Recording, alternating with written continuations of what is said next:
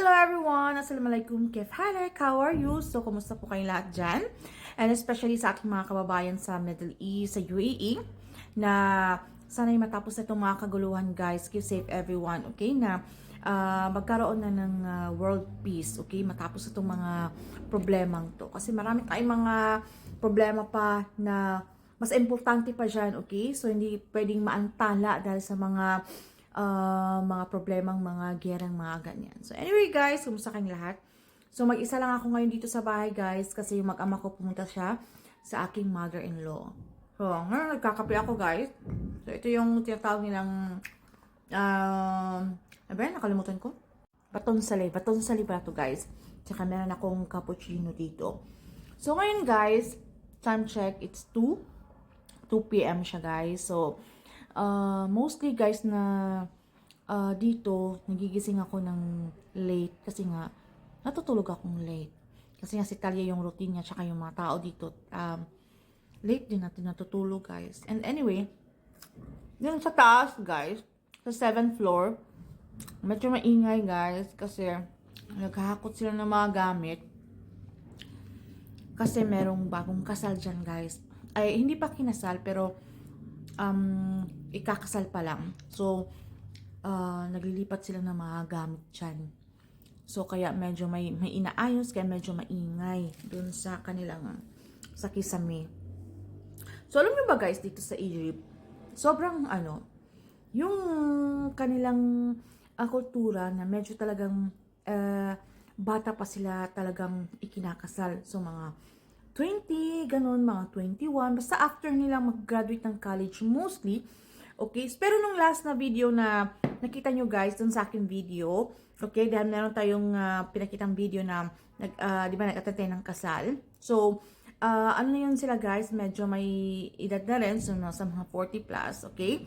So, yun, pinaka-rare lang yun. Pero mostly talaga dito guys, mga bata pa talaga sila mag-asawa. Alam mo yun, nasa 20s, ganun.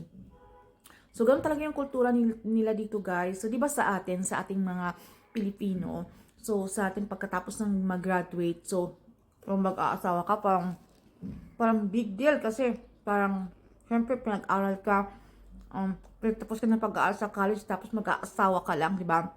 So, di ba, sa atin, dapat career muna.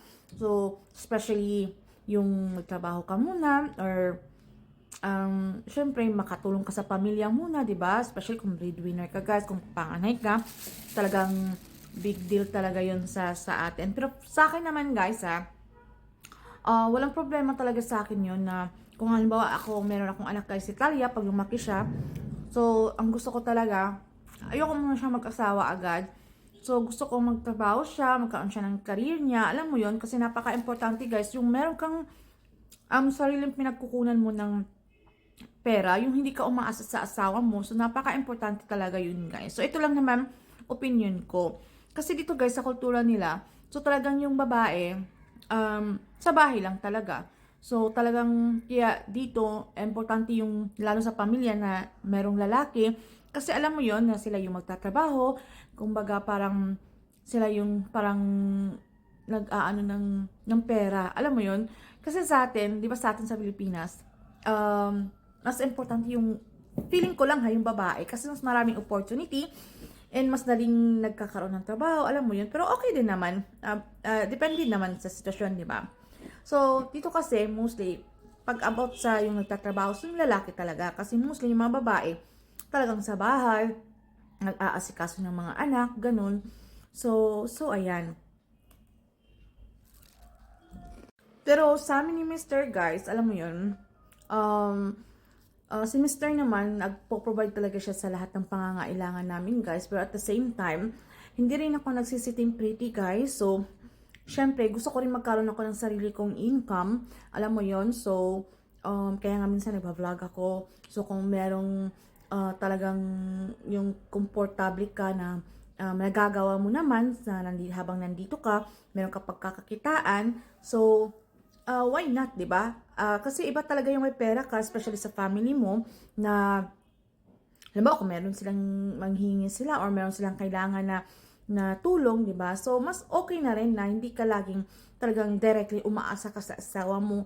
So, sa akin, talagang kung as long as yung makahanap ka ng source of income mo na hindi naman nakaka-apekto sa pang daily routine mo dito, na syempre nagbabantay ka ng bata, meron kang ginagawa dito sa bahay, so at the same time, nagagawa mo siya. So, why not, diba? So, talaga ako, hindi ako umaasa sa asawa ko, guys. But, kung manghihingi ka naman sa kanya, so, hindi naman siya maramot, guys. Pero, hindi talaga ako umaasa din when it comes to my family. So, talagang, tsaka yung family ko naman, guys, yung mga kapatid ko, stable naman sila.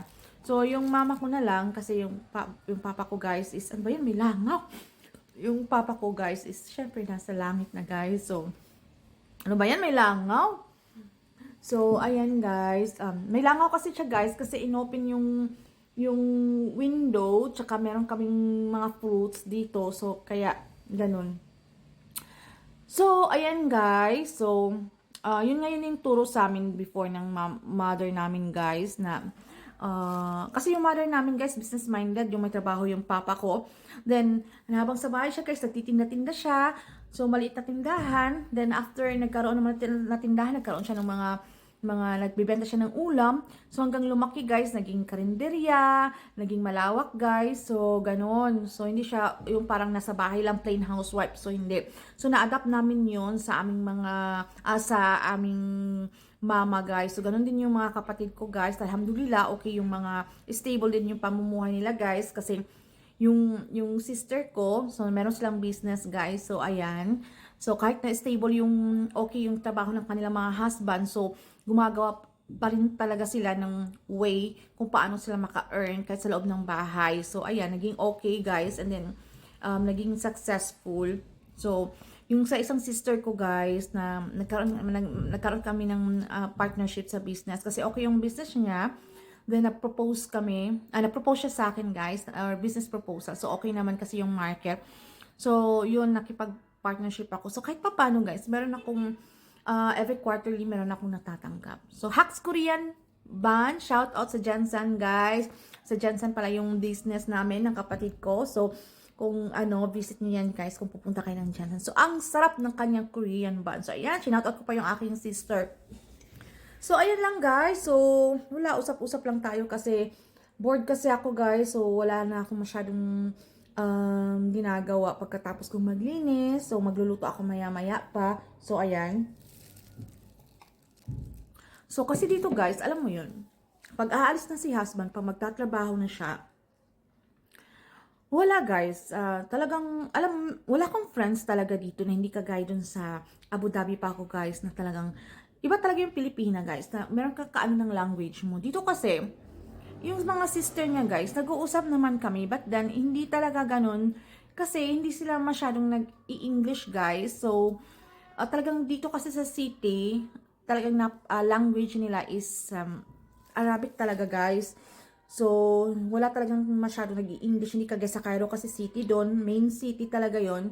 Or marami talaga pag punta ka sa market, talagang nakakaintindi sila. Pero dito kasi, guys, yung parang tayo Pilipina, meron tayong, sanay tayo pag nag-uusap tayo, di ba? ng talagang kwentuhan talaga, yung maritisan, ganun. Pero dito, guys, wala. So, talagang minsan naboboard ako. So, minsan, buti na lang nagpa-vlog ako, guys. Ayan, inaano ko yung sarili ko, sa anak ko, ganun. Pero friends, wala akong masyadong friends, guys, talaga. Kasi, syempre, talagang iba din naman, guys, na naghahanap nga ako ng Pilipina dito, guys. Wala nga akong makita dito sa city na to. Pero sa Cairo, guys, ang daming Pilipina nakikita ko. Especially sa TikTok, guys. So, buti pa sila. So, sana nga makakita ako ng friend dito na talagang Filipina. So, okay din naman yung mga Arabic, guys. Mababait din naman sila. Yun nga lang yung problema dahil nga sa language or sa pag-communication, yun naging problema. Pero okay din naman kasi as long as meron akong internet, meron akong TV, guys. So, body din naman ako. Na-enjoy ko yung time ko sa anak ko. Kahit wala dito yung asawa ko, nagtatrabaho siya sa UAE. So, okay na yun, guys. Kasi naman ako, nakapag-adjust na rin naman ako. So, ayan. So, minsan lang talaga naboboard tayo kasi syempre iba pa rin yung meron kang kausap na talagang ano, 'di ba, kamaritisan mo. So, ayan lang guys. So, ayan lang yung ano natin guys, marites natin for today. Na yung dito, talagang maaga nag-aasawa yung mga babae dito guys. Basta after nilang makapag-graduate, hindi kagaya sa atin guys, 'di ba? Sa atin meron talaga tayong goal. Pero hindi ko sila inaano ha. So, sinasabi ko lang kung ano yung culture nila, okay? So, yung sa iba sa kultura natin. Kasi sa atin naman, tapos after mag-graduate, yung mindset talaga natin, makapagtrabaho, or paano tayo makatulong sa ating ano, sa ating parents, di ba? Or sa ating mga kapatid, kung breadwinner ka, or kung panganay ka pa. So, ano, yung kung nagkakaroon na tayo ng career, di ba? Na maging successful bago tayo lumagay sa, ano, lumagay sa, dito guys, yung life nila is talagang smooth. Alam mo yung napaka-easy. Yung parang, di ba sa atin talagang namumroblema tayo kung ano na yung mag-aasawa tayo, ano yung mga kailangan sa kinabukasan, di ba? Yung ganun-ganun. Dito guys, talagang wala guys. Yung parang, syempre, parang ang bilis ng gusto ko mag-asawa, ganun. Kumbaga, parang ang bilis lang ng buhay. Yung parang walang hassle. Yun lang yung nafe-feel ko. Kasi hindi naman kasi dito guys, pag kinasal ka, so, hindi naman ka guys sa atin talagang 100,000 millions yung gastos. Kasi dito napakasimple lang as long as yung ano sila sa makeup, yung meron silang damit na pangkasal, alam mo yun. Kasi yung pagkain naman guys, hindi naman ganun sila kabongga. Yung sa mga na-attenan ko lang ha. So, depende naman sa inyo. Pero mostly lang kasi napakasimple lang ng cake lang, tsaka yung parang biscuit nila, ganun. Yun lang guys, tsaka yung drinks. So, yung pinaka-focus talaga nila is dun sa talagang yung gown nila, alam mo yun, sa makeup. So, ganun. Wala talagang masyadong sa atin na talagang pakakainin natin yung buong barangay na talagang gastos is life talaga pagdating sa pagkain. And then sa kanilang mga sa bahay naman nila guys, kasi 50-50 sila nung paggagastos sila, ng halimbawa bibili sila ng mga gamit sa bahay, 50-50 sa lalaki at sa babae. Okay? So kung sa mga parents ng babae, magbibigay sa kanyang anak, 'di ba? Or sa mga relatives. So ayun, nakakatulong yun guys para ayun, pinagpaplanuhan nila yun para pag ano nila sa bahay guys. So kompleto na sila, ano, ganun yung kultura nila guys. So 50-50 sila. And then dito guys, kasi hindi naman kasi kagaya sa Pilipinas guys na halimbawa yung dito ang mahal-mahal. Yung kuryente naman nila dito guys. So, alam mo yun, kumbaga, dito, yung sa pagkuryente, halimbawa, na ano ko siya guys, na kumpara ko siya paggagamit ka ng AC, sa akin kasi 24 hours or buong magdamag guys. So, sa 1 month din guys, nasa, pag everyday ha, pag gagamit ka ng AC talaga, so, nasa 4,000, ganun, 3,000 guys, yung kasama na yung sa, ano guys, sa gas yata yun. Kasi electric din yun. So, hindi ganun kagaya sa Pilipinas guys, na talagang bonggang-bongga na hindi ka pwede maka 24 hours kasi sobrang lakas na ng ano mo. And then, pagdating naman sa hospital dito guys, so hindi naman kagaya talaga sa atin na talagang ganun talagang kamahal, sobrang mahal. So dito at least kahit paano hindi naman ganun talaga kamahal kagaya sa atin. And then yung mga food ng mga Egyptian dito guys is hindi sila kagaya sa atin na morning, lunch, alam mo yon, dinner, talagang kakain tayo ng kanin. Ganun sila guys, napaka ano nila. Pero healthy din naman yung kinakain nila. At nagbibigay din naman sa kanila ng energy. Alam mo yun, yung bread nila, yung cheese. Ganun lang yung pinaka-shy, yung pinaka breakfast nila. Ang pinaka-dinner nila or lunch na tinatawag nila guys is sa gabi na sila kumakain, pinaka-heavy. Ayun lang, once a day lang sila kumakain. Then, bread na yan sila. So, ganun. So, ayan. So, hindi talaga kagaya sa atin ng sobrang mahal talaga. Alam mo yon. So, ayan lang guys. So, hahaba pa tong ating pinag-uusapan. So, tatapusin ko na kasi magpiprito pa ako ng tilapia guys. At darating na maya-maya yung aking mag-ama. So, ayan guys. Thank you for watching sa panonood. And see you again our next one guys. Bye!